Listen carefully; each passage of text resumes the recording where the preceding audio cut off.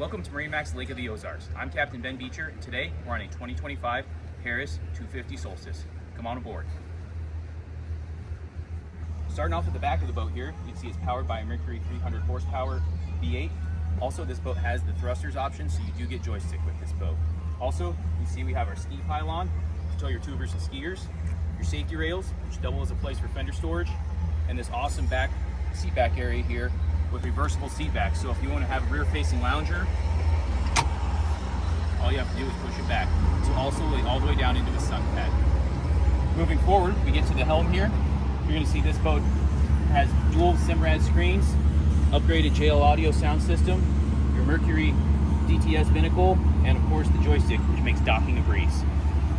Moving forward on the boat, we have a lot of storage. One of my favorite things about these Harris Strike-Twins is the amount of storage they have. So not only comfortable seats, but ample space with plenty of things underneath. So under seat storage, as well as in-floor storage.